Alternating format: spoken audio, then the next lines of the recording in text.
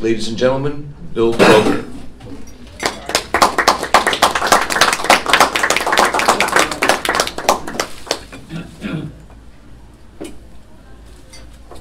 Thank you, Rob, for that introduction.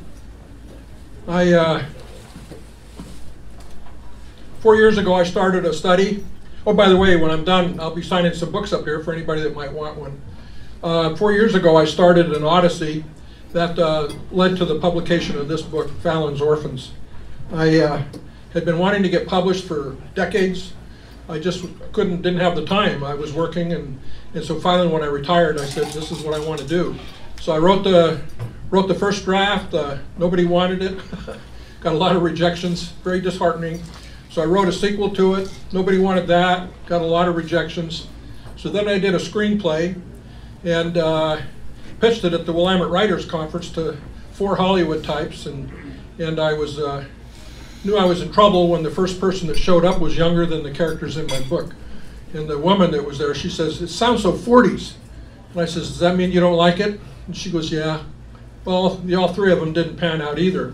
So obviously I had some work to do. So I went back to the drawing board a year ago, January, and took all the comments and criticism I'd gotten and just started over again with the same basic plot. It's a good plot. So I started over again and paid really a lot of attention to character development and to making the book move fast, which is what a lot of people said that it needed to do. Last January, I sent out 15 copies to 15 manuscript to 15 different publishers. 5 of them got back to me, said they wanted to see the whole manuscript, so I sent it off to them. And then a month later, I got 3 contracts in the mail. I picked one of them, Black Rose Writing out of Texas, which is the publisher of the book. And they had rejected me 2 years before, and the guy commented that he said, "Your writing has improved a lot," so that made me feel good. Also, doing the screenplay was a great exercise because it really helped me with dialogue, because screenplays are mostly dialogue. Because I don't have a lot of time, I'm not going to go through my whole spiel here, but I wanted to read the back of the book here. It says, "Fallon McEwen wants revenge. His lover has just been killed by Islamic terrorists, and their mortal enemy, an Orthodox Christian sect dating to the time of Constantine the Great, offers him the chance to get even. He enlists the help of his former orphan companions. Although they are ordinary people with no experience in warfare and covert operations, this small team of orphans heads boldly into harm's way, taking the battle to India, Cairo, Istanbul, Europe, and the mountains around Lake Tahoe, Nevada. On their side, the orphans have tons of savvy and a strong desire to crush the bully who's killing innocent people in a poverty-stricken village." I just recently, about 2 or 3 weeks ago, the Midwest Book Reviews did a review of my book. It was very favorable, which made me feel great. I'll just read a paragraph from that review. "Fallon's Orphans provides the depth and attention to detail that's lacking in many modern stories of terrorism. It's action-packed, but its attention to motivation, logic, and larger concerns than killings makes it a standout among thriller genre reads, and highly recommended." So I felt really good about that. So now I'll read some of the book. First chapter, Into Harm's Way, and its places in Istanbul, Turkey.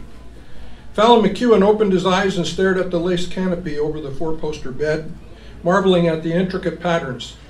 He was warm and cozy under the blanket and didn't want to move. The Muslim call to prayer had wakened him, blasting from a loudspeaker not 50 feet from his Istanbul hotel, and he could smell breakfast being prepared the next floor down. He turned his head slightly and smiled at the tousled, shoulder-length hair of his bedmate, not inches from his face, and at her smooth, light brown skin, remembering their lovemaking last night and knowing it would go down in his memory as a special treasure. He ran a finger from her shoulder down her arm and felt a thrill at the smoothness of her skin and her warmth. "Damn call to prayer," she said in English with a British accent, opening an eye and smiling at him. "It woke me up." He chuckled, "Me too."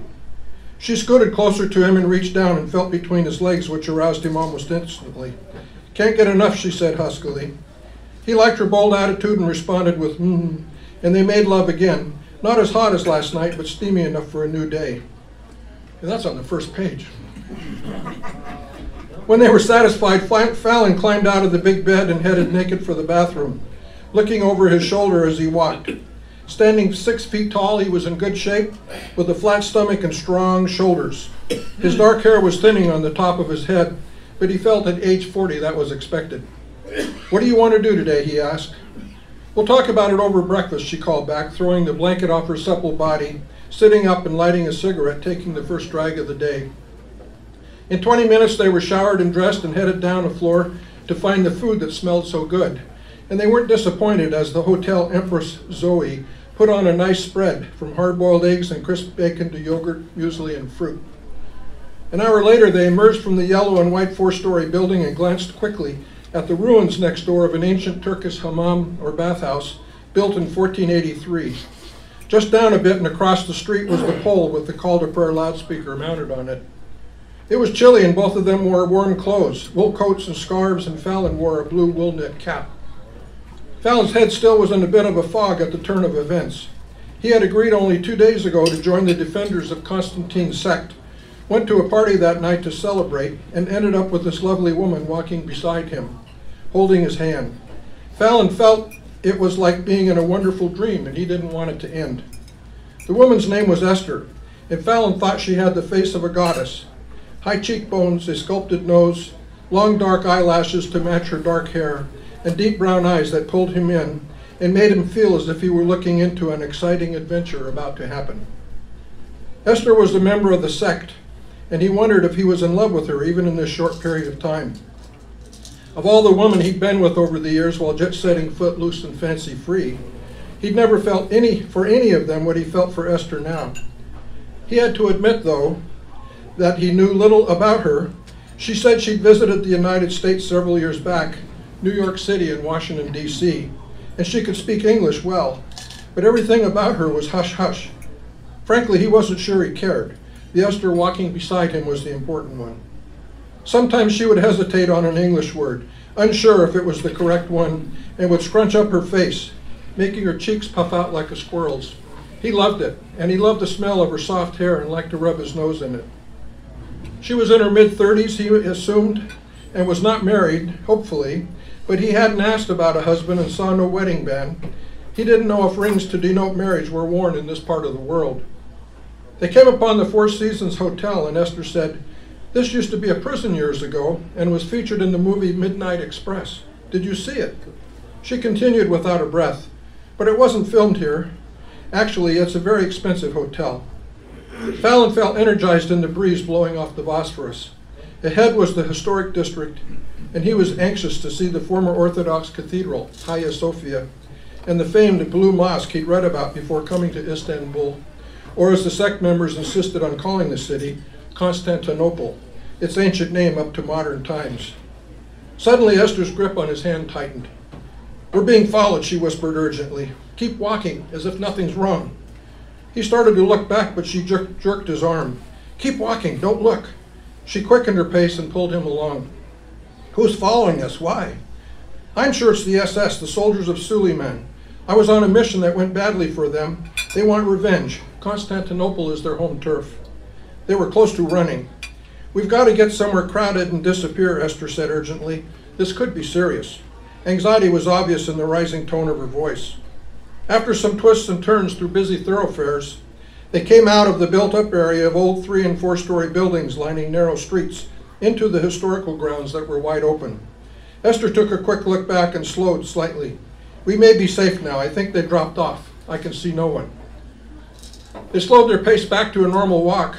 Before them, in the center of the open grassy area, was the famed former glory of Constantine's city, the Hippodrome, where chariot races took place over hundreds of years. At each end was an ancient column. As they approached one column dating back to before the time of Christ, Fallon hesitated, took Esther's arm to slow her down, and turned to face her. "I don't understand what's going on. What's this soldiers of Suleiman?" Esther took a quick glance around to make sure no one was coming and pursed her lips as she thought how to respond. "Our battle between the sect and the soldiers of Suleiman is ancient," she began, "since the time of Suleiman the Magnificent in the 1500s. We've been fighting each other all these centuries, but I think it's gotten worse with the growth of the terrorist groups. The SS, as we call them, are vicious criminals. They have no conscience, so we in the sect stop them. They hate us for that and try to kill us." Fallon blurted, I was never told about this SS crap. Jesus, Esther, you scare me.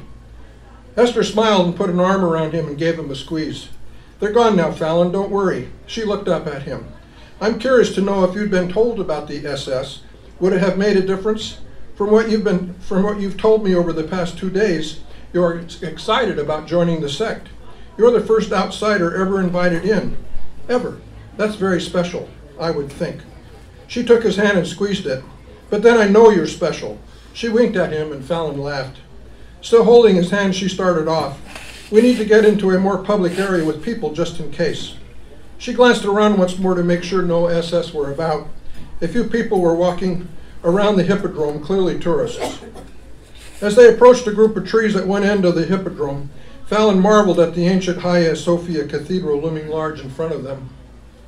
Suddenly, a big, dark-skinned Middle Eastern man, wearing a heavy coat with its collar pulled up around his neck, stepped from behind a tree, walked up to them, and lunged at Esther. It happened so fast there was no time to react. The man's long knife was too quick and cut through Esther's coat and struck her between the ribs over her heart, quickly and efficiently, and then he turned and walked away rapidly. Esther stopped and gasped, clearly in shock. Her face scrunched up, but this time it looked in agony. A spatter of blood appeared on her lips. I'm stabbed, she said in a weakening voice. That bastard. She slumped to her knees and Fallon went down on his and put an arm around her to support her. But then she fell, dragging him to the ground. He pushed up on an elbow, looked at her face, and knew it was too late. The life was gone from her eyes, like a firefly that went dark. Fallon looked around. Help! Help! He screamed at the top of his lungs. He pushed himself up. 2 Turkish men came hurrying toward him, and others from the former chariot track headed in his direction. One of the Turkish men, just before reaching Fallon, pulled out a knife, and Fallon, panicked, jumped up and kicked at him. You SOB, he shouted. Get the hell away from me. I'll kill you, goddammit. Others coming up to them were not far away now. The other Turkish man pulled out what looked like a small bat and swung it at Fallon, hitting him in the temple. Suddenly everything went black, and Fallon fell to the ground next to the body of Esther. The 2 men fled. That's the first section. I'll just read a little bit more here. Fallon opened his eyes. Everything was blurry, so he blinked several times, which helped. But things continued to be blurry. He tried to move his head, which caused a bolt of lightning to burn through his brain, making him moan. Easy, Fallon, easy, said the deep, reassuring voice of Warrior John of the sect. You're safe now. You're in a hospital. Take it easy. Fallon squinted his eyes and could make out the rugged-looking face and shaved head of John, and the long scar running down his left cheek. What the hell happened, he managed. His head felt as if he'd been kicked by a horse. You've got a nasty bump, and the doctor says you've got a slight concussion. I'm sure you're in pain. Fallon now remembered. The image of Esther dying next to him loomed horribly in his mind, and he closed his eyes and could see the Turkish man coming from the tree, and then the 2 coming after him. Who were those bastards, he asked. They killed Esther. A woman's voice in Turkish came over the speaker system, efficient and neutral in tone, perhaps asking for a doctor to respond somewhere, and Fallon became aware of the chemical smells associated with hospitals worldwide. They both actually were reassuring to him, making him feel safer. John took a deep breath before answering. Our sect has a mortal enemy, the soldiers of Suleiman, whose members are descendants of the bodyguards of Suleiman, the Ottoman Sultan from 500 years ago. In America, the SS, as we call them, would be like a mafia family, very ruthless. They kill without hesitation. Man, you can say that again, Fallon grumbled under his breath, remembering the knife going into Esther. Esther mentioned the SS, but why her? Suddenly his anger surged, and he clenched his fists and wanted revenge, wanted to lash out at those responsible for her death. John was a big man, standing more than 6 feet tall, but now he was sitting on a chair and leaned closer to Fallon and spoke in a low voice. Sometimes they do things that defy reason, but this one wasn't surprising. We should have seen it coming. Esther was on a mission recently in Italy to stop the SS from seriously harming a number of our sect members. During the mission, she had to kill one of their soldiers, a young one. It turned out the man was the youngest son of Ramazan, the top SS commander here in Constantinople. Ramazan, Fallon repeated harshly. The name sounded ugly to him. So this Ramazan bastard ordered her killed? He now had a target on which to focus his anger and revenge, like a bullseye in the crosshairs. John nodded his head. It would be like him to do this, I'm sure of it. What a damned waste, Fallon said with his teeth clenched. Esther was a beautiful woman, smart. He closed his eyes, remembering how lovely she had looked this morning, her head resting on the pillow next to him, her smile welcoming, and it upset him tremendously that she was gone. He pushed himself off the pillow, but his head began to pound with pain, so he fell back. After a moment, he announced in a strange voice, "John, I want to get this Ramazan. The son of a bitch, what can I do?" It now came to him that John knew an awful lot about what had happened, and Fallon looked at him. "Say, how do you know all this? You weren't around when it happened." John leaned back in his chair and spoke louder, dodging Fallon's question. "I think you need to get well. You should be out of here by tomorrow or the next day. I have some Sec warriors guarding you, just in case, but I don't think you're in danger any longer." Ramazan got what he wanted. Very sad. Esther was a good warrior. He stood up tall and in his khaki slacks and tight light blue shirt, open at the collar, he looked strong and dangerous. "I must leave you now, but as soon as they release you, we will have a car waiting. Please come to the Grand Defender's home and we can talk about what you can do to pay back for this horrible crime." John held out his hand to shake. "Before you go," Fallon interrupted, "why wasn't I told about this SS outfit when you asked me to join the sect?" John responded in all seriousness, "We didn't want to overwhelm you up front. In time we figured we'd let you know what was going on." Fallon let out a snort but reached out to shake hands. The effort made his head feel like a pressure cooker about to explode. He winced, and John pulled back his hand and shrugged. "Get well, Fallon. We need you," he said as he turned and walked from the room. And that's it.